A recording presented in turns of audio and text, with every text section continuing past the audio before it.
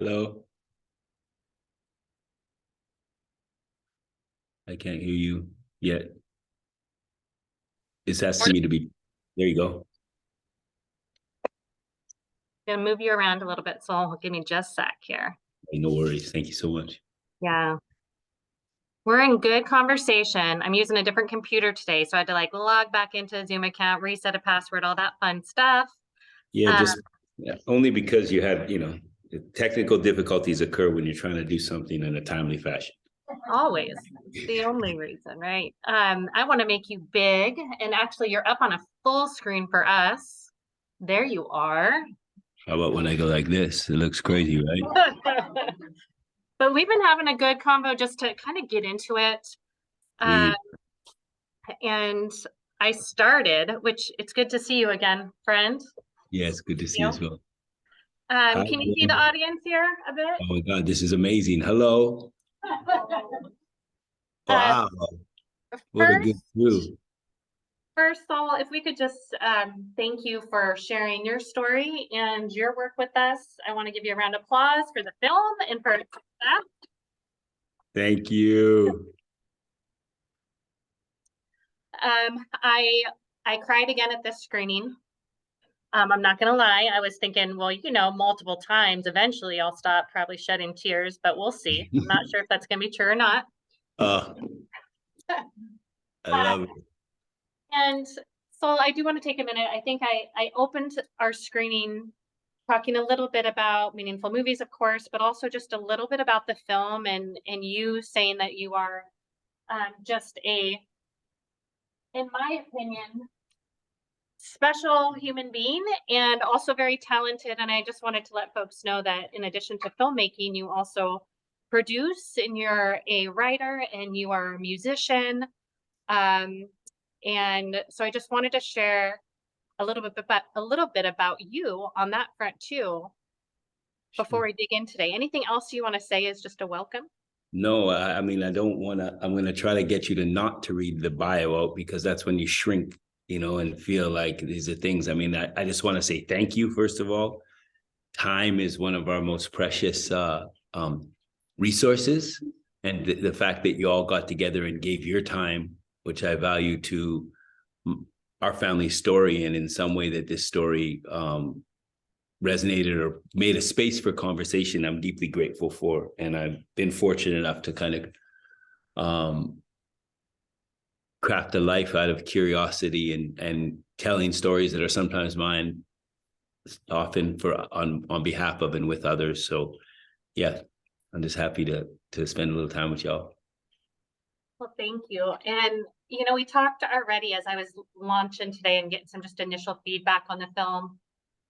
Someone already mentioned just the importance of storytelling, right? And documenting and knowing, capturing that journey of ours and how we simply can do it just like you. It doesn't take anything fancy. Mm. I want to unpack a little bit and just get into kind of some real conversation. And Sure. I know that a big part of this film too is about finding healing and reconciliation through different creative practices and different outlets. Mm-hmm. And I was just wondering, I'm going to be giving the guide to all of these wonderful folks that attended today. Amazing. And Amazing. part of that is going to talk about meditation and some practices. And I was just wondering if you wanted to take a minute and just ground us. We're thankful to share the space with you. And so anything you want to do to just kind of put us in this space where we all feel safe and comfortable would be appreciated. Yeah, thank you so much. I mean, I grew up in a household. My mother was, as you saw from the film, born Jewish. We grew up in a household where my mother was, her inquiry around faith was one of the most beautiful gifts because it was the most inclusive for me and my family. And there was no door that wasn't open. So if anything, if there's many things, the more you understand different faiths and through the people I found, the more you realize the similarities. So if you will, to take a moment, one thing you find is that our breath, is our life force. And if we recognize our breath and just, can drop in for a minute, if we all shut our eyes for a minute and just watch you know, we could take maybe we could take a few breaths together and then continue that for just a minute. As we kind of, you know, my mom used to tell me, in through your nose, out through your mouth, and then she used to tell me when I was a little boy, and I remember it still, as you just kind of breathing in the light and the things that of the world, and breathing out, you know, more light, but the things that you want outside of you, if you will. So we'll do like 3 breaths. Again, I'm a novice at best at this, so please bear with me. But 3 breaths, deep breath in.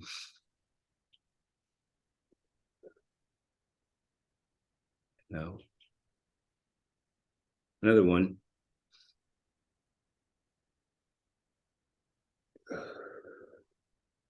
No. One more.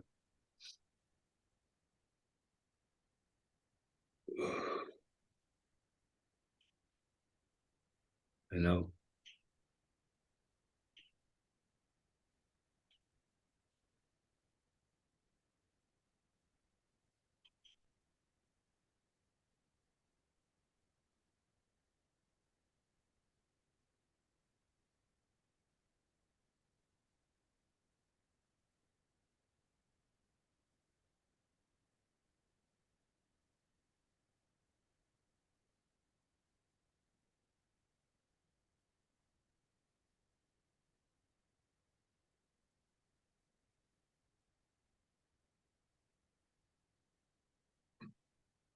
Let's get one more breath in.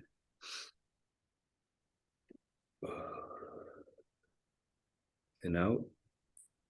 And as we proceed to come back into our bodies, beautiful prayer that was passed on to me from a dear friend of mine. It's in Arabic. It's called the Fatiha. It's the first verse of the Quran. And they say that if you understand this verse, you understand the whole book. But of course, it takes a lifetime to understand the verse. But I'll do my best. Bismillah ar-Rahman ar-Rahim. Alhamdulillah rabbil alameen. Ar-Rahman ar-Rahim. Malik yawmiddin. Iyyaka na'budu wa iyyaka nasta'in. Wahdina sirata mustaqim. Sirata allazina an'amta alayhim. Ghayril maghdubi alayhim waladdallin. Amen. Thank you for this generous offer and your time. Thank you so much, Sol. That was beautiful. And truth be told, I sprung this on him a couple hours ago, guys. Would you want to do this? I'm up for all of it. I love this visual, by the way. I need a photo of this. I need to post it on the internet. It's this photo of you guys all look so beautiful there. So absolutely. I'll capture one for us, actually. Thank you. But, part of the reason too why I just thought that would be lovely is not only does your guide address that as, just one of the really nice healing expressions. I personally discovered meditation about 4 years ago, and it has radically changed my life. So anytime we can share that beauty and that art with folks, I think is a neat thing to do, and to do it together is even more powerful. So I have, some questions, some thoughts, but those are always going to be there. And I know that I'm getting you out to Tacoma again at some point. So I first want to open up to the audience to make sure we get their time that I honor so much to ask any questions or discuss anything they want to. So guys, this is your time. Let's first open up and just we can continue conversation around what you have brought up, around storytelling, or address any specific questions. Does anyone first have any questions specific to the film that they want to ask? So, yeah, they're in the back. From my own family, we used to rural Tennessee that one started moving around, especially reading, we run into some heavy challenges. That's a great question, and that came from the back, Sol, and she had asked that she knows from her own roots that rural Tennessee, did I hear? That once you start digging in, right, and going back in time and digging into where you came from, you can really come upon some challenging stuff. And we just wondered if you could speak a little more on that. Thank you so much for the question. It's a great one. I think that many of us in this country, are are severed from the root of our story.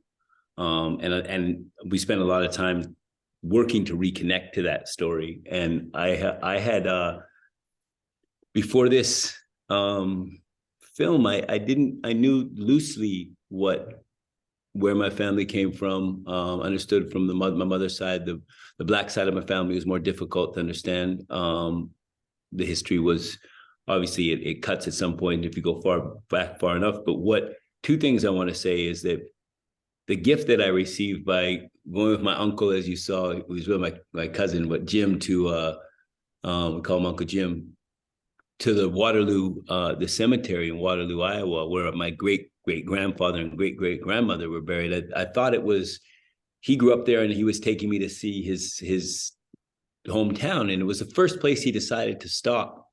And I didn't understand the significance until he took me there, and we searched around in the graveyard, and we found the grave that said William Richard Guy. And my father's name was William, or sorry, it said William Guy. My father was William Richard Guy. And it said Molly May Guy. And my grandmother was Molly.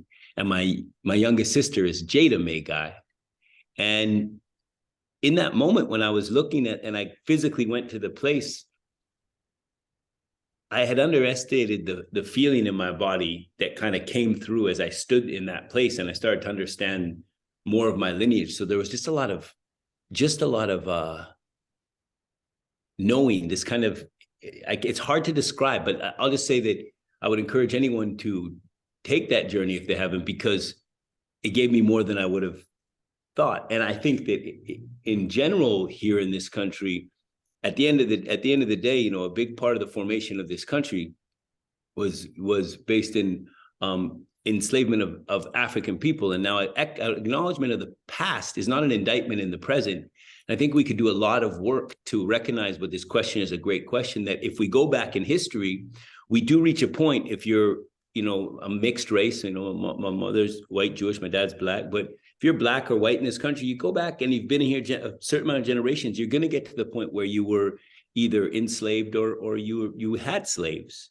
And I think our inability to acknowledge that as a truth without feeling like we have to explain ourselves, without having to feel like we personally did something wrong, is a deep-seated shame that we haven't addressed in this country. And my prayer is that in acknowledging, we can move into the conversations that can help us move past or through. I don't know if past is the right word. And I'll say the great, you know, Brian Stevenson, who's a brilliant lawyer and advocate for around changing incarceration laws. He says, you can't have truth and reconciliation without the truth.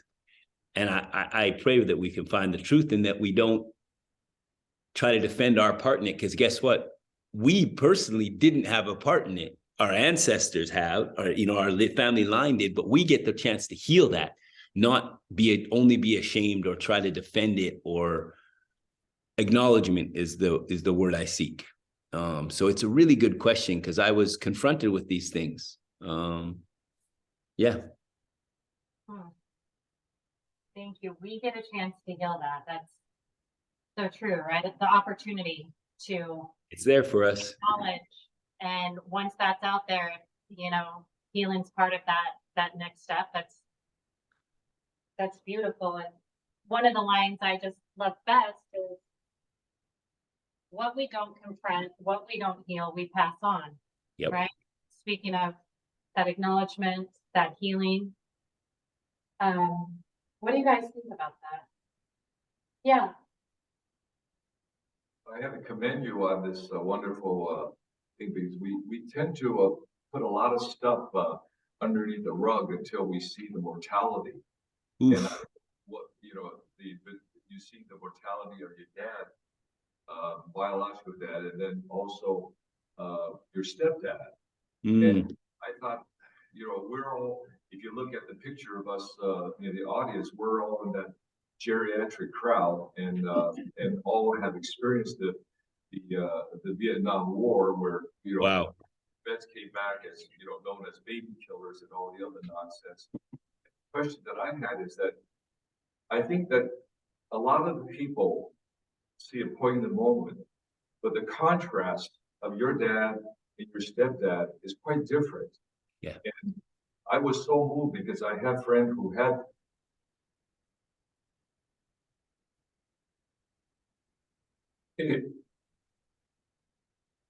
ALS, but the thing that I had is that you had a stepdad that came from a caste society of England who really knew what privilege is and who didn't, like, I don't want to digress too long, but the question that I had is that the contrast is so stark. You had that quote of your stepdad made room for others, and your other father, biological, was the life of the party who, was there, the light. And so I think that I saw the contrast, and I was touched by your stepdad's magnanimous heart. Beautiful. Partially because of his disease and his the ailment, he couldn't elaborate how he came to that journey of privilege, and then all of a sudden to be so encompassing, wide open. So that was the kind of journey. But I saw that I think that we live in this society where a lot of people are threatened by their ethnicity. Like this was originally in the founding fathers was the white America.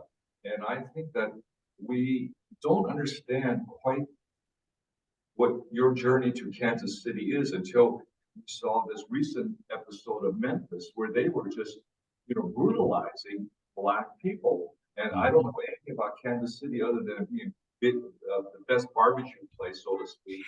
But the thing is that how did that journey of people who go there and see the contrast? Because the only thing that I can think about is that the story is so complicated and weaving that I thought that my own son-in-law, who's Black, told me a wonderful story, and I could see and he has mixed kids, and so he's basically working for a big petroleum company, and he's waiting for his colleague in this nice neighborhood in New Orleans, basically all white enclave, and then whirling cops come to him because he's waiting in his car, and because the cops said, got a report there was a Black man waiting in the car, Chris, with this nice thing, but they wanted to, see why he was doing so. A lot of people didn't understand that, and I had to say, how is he raising his child, and how do we see the lens of that? And I thought that your story is so interesting and so complicated, but it tells a very good story that's heartwarming, and especially for us senior folks to see this in such contrast. So I applaud you on the multifaceted of a complicated story. So, but, anyway. I'm so grateful. I mean, I could feel my mom's, smile on my back and pat me on the back and what do you want more than your mother's love? And I think that, the fact that the story of our family and in the process there, one of my family members asked me, they said, who's going to care about our family? And it was a legitimate question. I was like, I don't really know, but I kind of, we did this.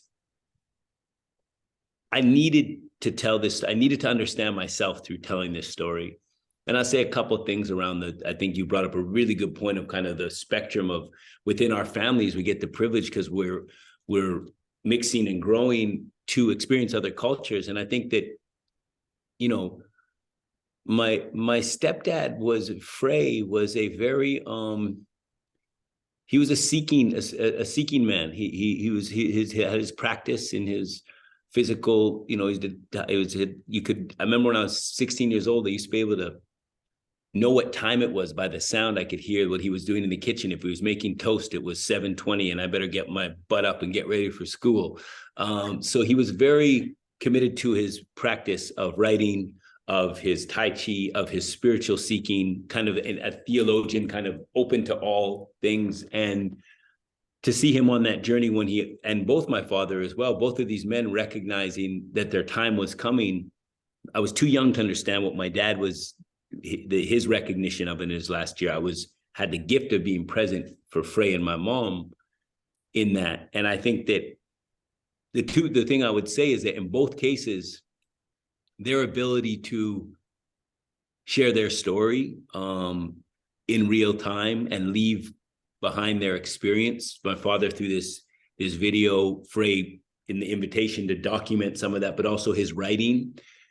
And I would never I would say to anyone who is in my position or in your position, never undervalue the power of getting that story down, your experiences, what you've shared. And not for it to become it. My father could have never imagined that I would be in this moment having this conversation with you about this film, that essentially with these tapes that he left, that I work with all my sisters on, reconnected to his first, my eldest sister and my brother who's passed. Like, how could he have imagined that this would then be made as a letter to his grandkids he never met? He could have never imagined. And that's kind of this whoa scenario, but just to record, we have these phones, you just tell a story, write it down. When you're with your family, you've all heard it. There's a library inside each and every one of us. And as we get to that stage of life, if the stories aren't recorded, the library burns down. And nobody wants that, because someone's going to show up in your life that you love, and they want to know a story that you probably think is insignificant. And it's so significant is all I'm trying to say. It is so significant. And I'm here to say that not from a theoretical space, but from a tangible space of my own practice of creativity and being able to heal something through the breadcrumbs of the story that my father left for me and my siblings. And unbelievably, he left it for his grandkids. So if you're in any of those positions to share these stories, we treasure them. We treasure them on paper. We treasure them as audio notes. We treasure them as video. And they're all so significant. So I would just kind of, in the most humble way I can, encourage any of that. You could even annoy your family members and be like, "Oh, turn that," instead of texting, "Why don't you turn that on here? Let me tell you a story about when your great uncle or something." So I digress, but I'm deeply moved by the question, and yeah, it's good. First, right here. Yeah, sir, I'm so impressed that you took your children along with you on your journey. Mm. I commend you in that, because to me, I mean, your own personal journey is a big story, but to get them started, I hope they have a wonderful life, and I hope they find a great life ahead. I mean, they were, it's interesting because, again, what I said, well, we don't heal, we don't confront, we pass on. And part of we all have, we hold sadness around things. It can be regret, but circumstances and life presents you with things. So one of the things that has been challenging for me in my life was that, when my daughter was 8, she's 18 now, they left for Germany, and I spent the majority of life, you saw, going holidays and had, back and forth to Germany. And I wasn't in the house with them every day. And so I think part of that makes me feel like we don't know each other as much as I would like. That could be true, that could be false. But it felt really important to invite them on this, to write this film as a letter to them, to have them come and be in our family home, to have them meet the family in Kansas City, these things. And I'm very aware, I got teenage kids. They're like, "Yeah, cool movie, Dad. Like, can I get $5 for, right? Like, let's, I'm not, I got an 18-year-old daughter. I'm like, if I can get her for 2 minutes, it's a victory." So, but, inshallah, that I didn't understand the significance of those tapes my dad made till 20 years later. So there will be a moment, maybe when I'm long gone, that they understand why I did this. And the other thing I'll say is, it's not easy. These things bring up, I want to not to paint, this rose, like, it is very much it was challenging for my family, and I pushed up against memory is fallible. And it's also, we sanctify people that we admire in death. And so what I was doing was I was rattling the cage of the memory of my family and my siblings. And that didn't always go over so well. But they were also very supportive. I guess what I'd say to kind of close the loop on that is that none of us know the true impact of what we've had the pleasure of, the gift of making and going through, from the tangible results I get in sitting here with you guys today, feeling inspired as we get ready to share this in other places in the world, to the intangibles that I'll never know. I'll just never know what this film does in the world, or what it will mean to my kids or their kids, or yeah, it's wild. Wild. Yeah. Yeah, right here. I think I will speak for myself. I relate to parts of the story that touch my life also. It doesn't matter that you're different. We express and experience so many similar kinds of things. So, and I also appreciate that you have this for your children, no matter when they see it and learn it. I saw you shake. I saw you shaking your head when I was explaining I have teenagers. You could relate. You're like, oh, I saw that. But there was one other thing. The Henry Gates thing that is doing the research on TV. I relate that to what you're doing also. We see some personal experience, one person's experience as they learn some things. So it's not anywhere as rich as what you gave us, but it is a person's reaction and it is reality. And I have appreciated that program. So great program. It's a great program. It's with what you're doing. Even the comparison is humbling, and I think that I love that program as well, because I think, a great friend of mine says all we're really doing here is learning and teaching. That's our our gift, the gift of life. Some of the things we're learning are not so fun to learn. Some of them are incredible. Some of the things we're sharing, same, but I think we have the capacity. I read something at one point that stuck with me around like our ability when something is framed in a story. It's why we love stories so much, is that our neurologically, we are more inclined to store information, take in new information, and change our mind when something is framed in a story arc, which has its beginning, middle, end. We're all familiar. And I think that when you're able to look at someone who you can relate to, there's so many touch points of relatability, and that happens on the television screen, and it happens in these other spaces, that when we see someone going through or learning or confronting something, we inevitably see ourselves, whether the person looks like us, has experience or not. And you kind of know that to be true theoretically, but you get the gift of making and sharing these things, it's a validation. So I'm deeply honored in the validation of that you would see some of these things and would relate. And again, I think you're right. It's a great reference of a show. It gives us a place where then maybe at some point we end up in a social setting where we're able to offer something or look at it differently, or invite something into our life that we would have maybe invited into our life had we not seen that. And for me, that's the greatest motivation of I started in music as a kid. I was trying to tell my story. I keep trying to tell my story, and just different places and mediums to tell it in. But yeah, it's good. Thank you for sharing your family. Oh, it's so sweet. I'm grateful. I'm so grateful. They're a good family. We all have our things, but they're a good family. They put up with me still, so I was struck by how many of your Kansas City relatives had stories about being in and out of jail. How you escaped that kind of cycle and went to addictions, and also wondering how they relate to you now. I mean, you all seem to be brothers in the world. And, it's different, and they've been able to break that cycle as well. Yeah, it's a fantastic question. Thank you for asking. I would credit the breaking of that cycle with actually my father in that.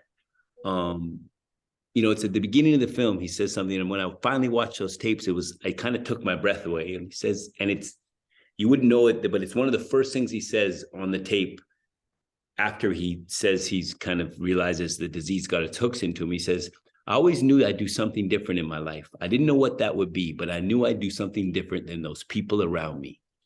And that, I listened to that and it stayed with me. And I watched it all in one sitting. I watched 8 hours of the tape when I finally watched of that video. But I thought about that for a very long time because I asked myself, well, what could he possibly have done that would be so radically different? Would he become famous? Would he become a doctor, a lawyer? What would it be? And what I realized over time was what he did that was radical was he got out of the cycle. When he came back from his tour and he was in DC and he saw what was happening, he had an opportunity to go back south where he thought he might not make it. You know, there was addiction issues. There was just the cycle. He thought he would die there. He told my mom later in life, my stepmom later in life, and he went into the unknown. He went to this place, this small town in British Columbia, Canada, and he set up a life for himself. And what that afforded me, and me and my sisters who were born in Canada and raised in Canada, and my brother and sister who were born and raised in KC, we had, born into this world the same. But what happened is two things I want to mention is that we were born in a safe place. And I think you could say a lot of things about, there's always the race issue and these things comes up, but safety, a safe environment that is a community-based environment, nurturing a child is, you grow into the widest spectrum of possibility. The other thing that it afforded me as a Black man, and what directly to like looking at my cycle of some of my cousins, was there something that's put on you, a kind of imposed identity that is kind of like almost like a yoke that's put on you in your birth in America, of that's identity that is all these tropes and stereotypes and things you have to fight through. It's almost something you're trying to undo while fighting for your safety. You don't feel safe. I have some friends who are quite successful, but there's some of the things that were imposed upon them by the system in America. They're still undoing that. And I guess what I'm trying to say is I had the gift of not getting that put on top of me because I was born in it wasn't just Canada has its issues, but I was also born in a very small town in a rural community. And we were the only people that looked like us, but I was then forced to interact with people and see people for who they were. So the layers of gifts were there. I had challenges. And I think those are the things that allowed me to, my father's gift of breaking that cycle allowed me to open up. And I think about the path of my life in comparison with what I've seen, the cycle that continues for a lot of my family members in down south in KC. And I think about, to bring it full circle, yet the capacity that they had to hold for me, to be supportive of me, to not be jealous or say this or that, like they have a pride about me, which I didn't know they could possibly possess because I was so nervous that they would judge me.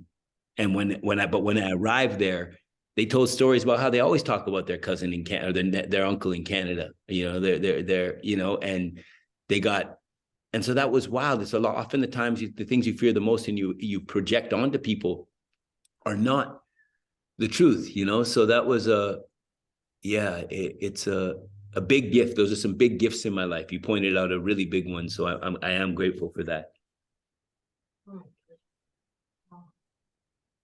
Anything else in your guys' mind? Yeah. Yeah, I'm supposed to be on another phone call right now, but it's all good. I like this one better. Well, I took you late anyway, so Okay. we take one more and we'll wrap it up. Please, thank you. Yeah. You know, that plays out right here in our own city. We know that if we go just a few miles to the east, south, that we have a totally different life experience. What are some things that communities can do to change that? It sounds like there's a guide that was given, and I'm guessing that might have something to do with it. Yeah, there's a beautiful, rich guide that just touches on a lot of things that I think are gifts from this film. I don't know if you heard her question or her statement specifically. Wasn't able to. We were talking about, and you've been to Tacoma, and I'm sure you've been up in Seattle. I mean, you're not far from us. No. So I know you're somewhat familiar with the area, but as you know, just going in, what'd you say, what mile radius? Miles. Just a few miles. Yeah. I mean, I would say few miles, right? You can go a few miles, and just in that difference, there can be a 20-year difference in life expectancy. Wow. As in, it's diverse here, just like where you're at as well. Yep. And I guess she was just kind of saying, hey, do you have anything that you've learned, even kind of through this process of creating this film, of what we can do personally? There's storytelling, and that is huge, and it's gift. It's been such a gift to us, and right in line with us at Meaningful Movies and what we do. What do we do with this? What do we do with kind of what we've received from your film? Yeah, it's now? a beautiful question, and I think that it's a very aware frame that you've offered, which is that frame of how different, you know, a 2 mile radius can be, or different communities, different things can happen at different times. And I think that what I would always encourage, there's a good dialogue, there's the documenting your story, but I think our identity confronts us. And I think that what I would say is that I encourage, you know, like, where there are pathways to being in proximate or outside of your own, like, sometimes the biggest things we can learn, I've experienced, is around the corner. Sometimes it's around the world. We don't always have the privilege to go around the world, but we can pretty much take a trip around the corner. And if you're able to come into spaces and ask questions, I've found that I've been in a lot of places I had no business being there.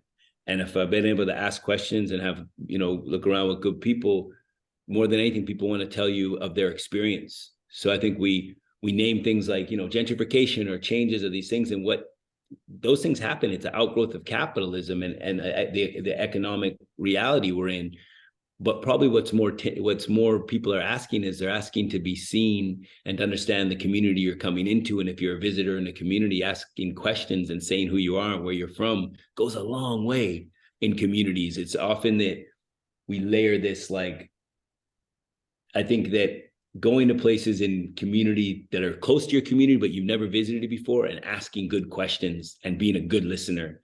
My friend, Sister Peace, who's a monastic a Buddhist nun, she says to me always, and I'm still trying to figure this one out, but I'll leave you with this. She says, always listen, and then she'll pause, and she'll say, and finish listening. And I'm like, oh, because I'm often ready to just jump and interject with my thought, you know. So if we're listening in communities when we're invited in, it goes a long way. Goes a long way. So that would be the small thing I could offer. And again, I would just say, they're pestering me on my other phone here. Should show up. But I just want to say before I go, thank you to Meaningful Movies crew, Angela, and everybody, Linda, everybody put it together. And thank you for your time. Again, time is so valuable. And I again, if you could take a photo and send it to me, because I got to send this picture to my mom. She's going to be so happy about this. And I had a day, I didn't sleep much last night. We were nervous for the premiere coming up or whatever, but I could tell you that this time with you guys has got me fully energized. And I'm just so grateful to each and every one of you, and that the film meant something. It means so much. Yeah, thank you so much. Thank you so much. Bye. Thank you again. Hold on. I'm gonna do this. What are you gonna do? Hold on. I'm gonna take a photo. Bam. All right, everyone say hi. Everyone wave. Oh, I love that. All right, y'all. You're such a gift. Be well, soul. Thank you. Good stuff. So he mentioned a few things to leave you with, and I'll let you guys